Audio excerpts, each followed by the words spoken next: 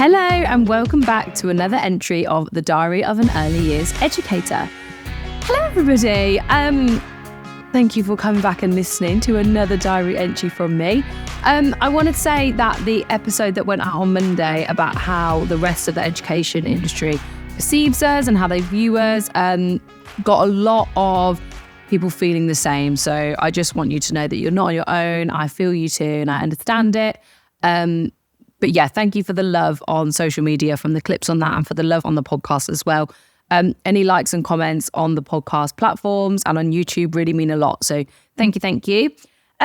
Now, I've done a little bit of reflection. We all know... Oh, sorry, my microphone is playing funny buggers. Right. We know I love a reflection.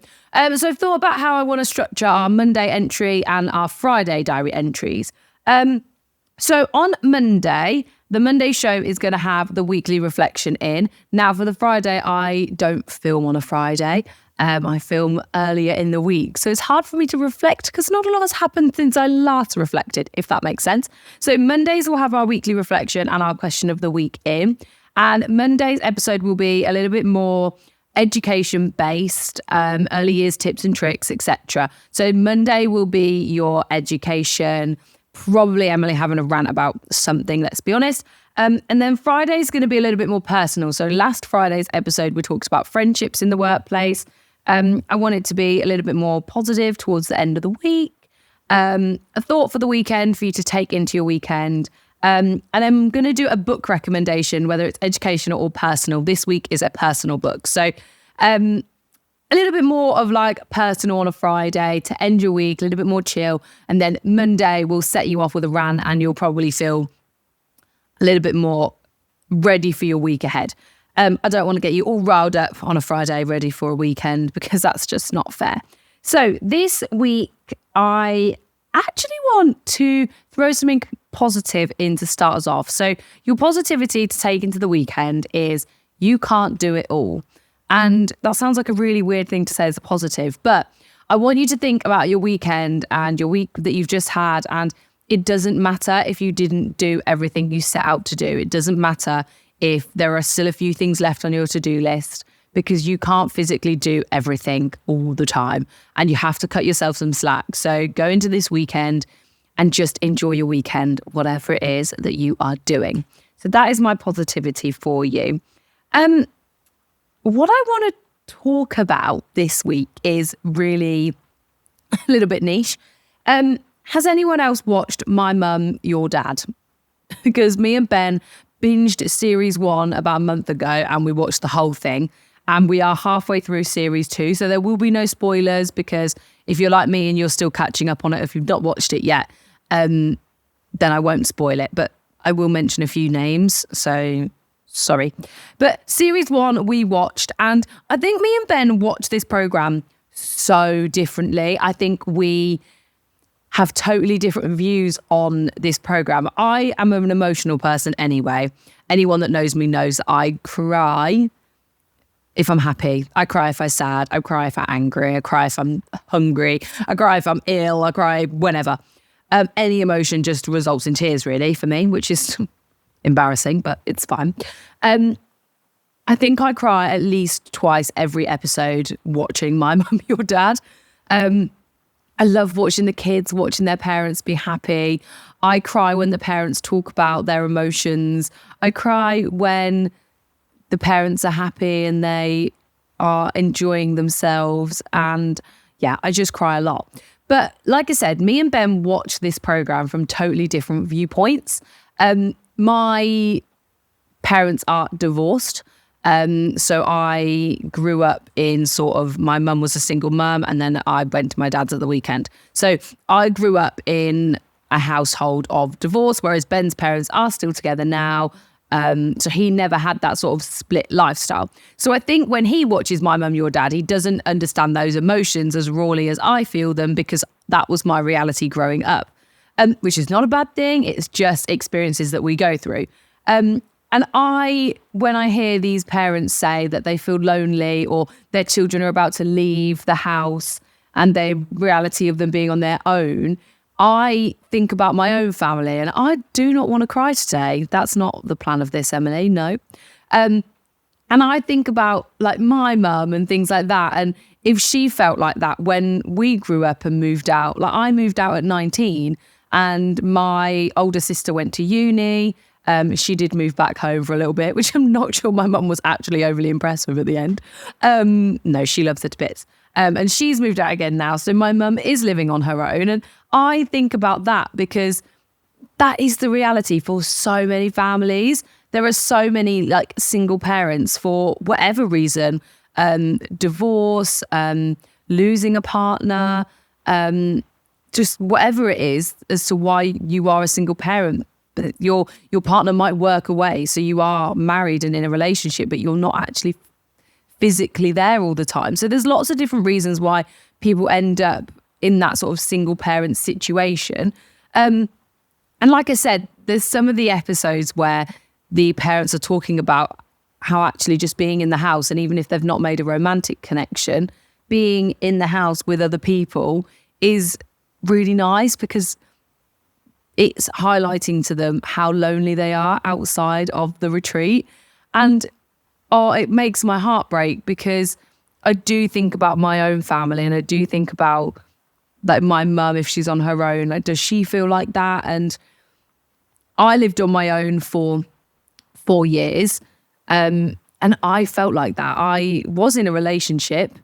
This isn't a therapy session, so we won't go into that. But I still felt lonely at times, and living on your own is the best experience I've ever had. I absolutely loved having my independence, but there are times where you can feel really lonely. My sister lives on her own, and we recently talked about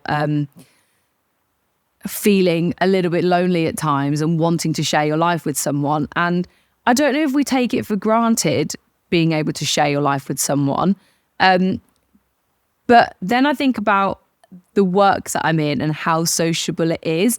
And is that a reason why when I lived on my own, I felt even more lonely? Because from 7:30 till 6, usually you're in between those hours, you're with people and you're communicating and you're socializing. And I think that children are the best distraction to loneliness ever, because they don't care what your situation is outside of the nursery building.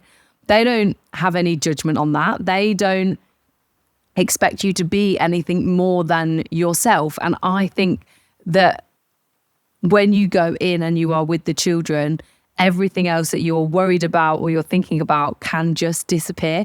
And I absolutely love that about working in early years, because they don't judge that I've had a bad night's sleep and I've got 1,000,001 things to do at home, or I've got a pile of washing that needs putting away and things like that. They don't care about that, and they don't ask you about it, and they don't nag you about it. And sometimes when you're an adult and you've got all those things roaring around in your head, it's hard to switch off if you don't have a job that allows you to switch off.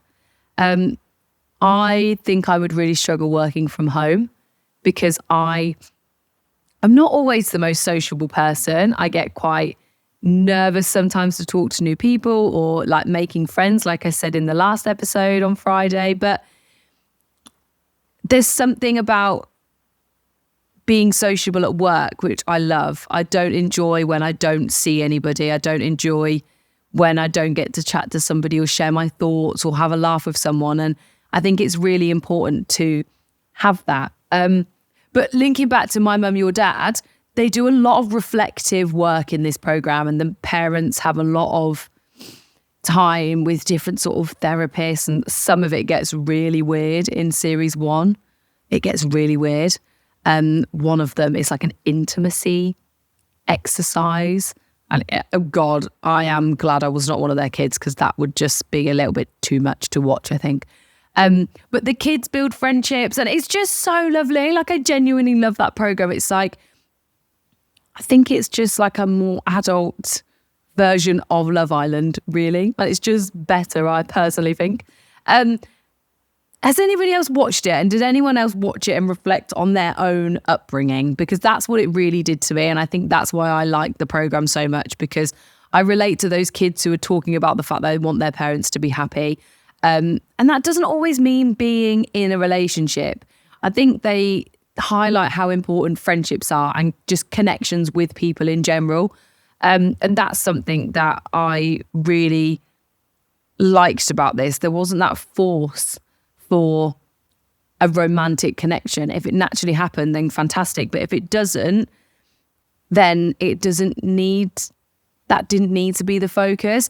And as adults, I think I spoke about it a lot last week about how we can be really difficult to make friends as adults, but it's really important to have those connections and have relationships with people, friendship relationships as much as romantic relationships, because being lonely is really, really difficult.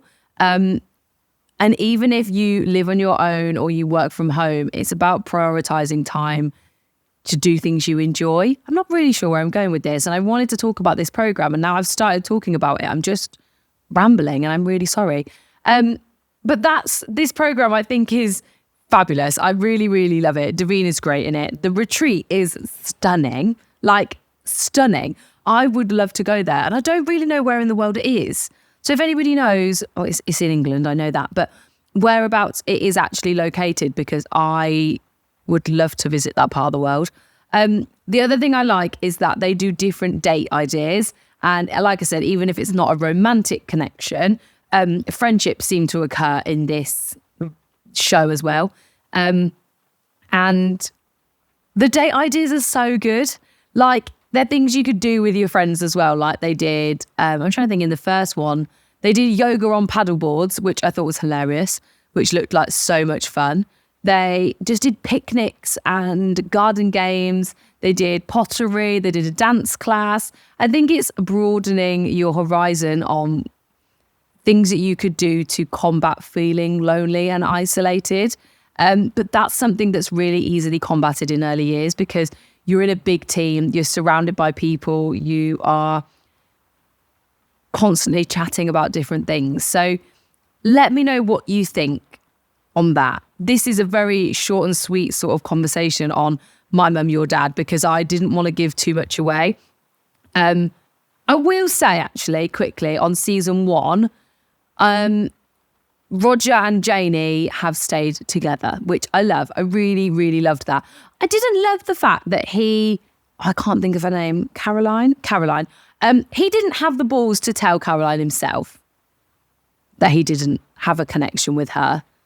It had to come from Janie. That was my only take on Roger, is that I understand that he maybe thought he wasn't ready until he met Janie and he had that connection, which is amazing. And I'm so glad it worked out for them. And I really liked them as a couple, but I think he should have had the balls to say to Caroline, it wasn't that I wasn't ready for a connection, it just that we weren't the right person. And I think that is a shame that he didn't say that. It was Janie that told Caroline. So that was my take on series 1. And then series 2, people have been a lot slower at making connections and jumping in. I feel like in series 1, by episode 3, everyone was in a relationship of some sort, or connection as they call it. And series 2, my favourites so far that we've watched are Danny and... I can't remember her name. What is her name, everyone? Who is it that Danny is? Who is it? Oh my goodness, I'm so sorry. I'm just looking up now. Oh, it doesn't even say on here. Jenny. Oh, it's really close to Janie, isn't it? How embarrassing. So Danny and Jenny are my favourites so far. Not a couple that I would have put together at the beginning. They're my favourites so far. So yeah, I'm loving it. And I think talking to people about how you feel, and if you are lonely or feeling isolated, reach out to somebody and tell them, because there's nothing, a problem shared is a problem halved. So if you're feeling like that, reach out to a friend or a family member or a colleague, and they can help you, I'm sure. So that is My Mum, Your Dad this week. Very, very chatty, chilly Friday episode. The rain is pouring down as I'm filming this. It is a freezing cold. Autumn has come. So it was just sort of a cozy one. And if you've not watched My Mum, Your Dad, I can highly, highly recommend. My book recommendation of the week is a personal book.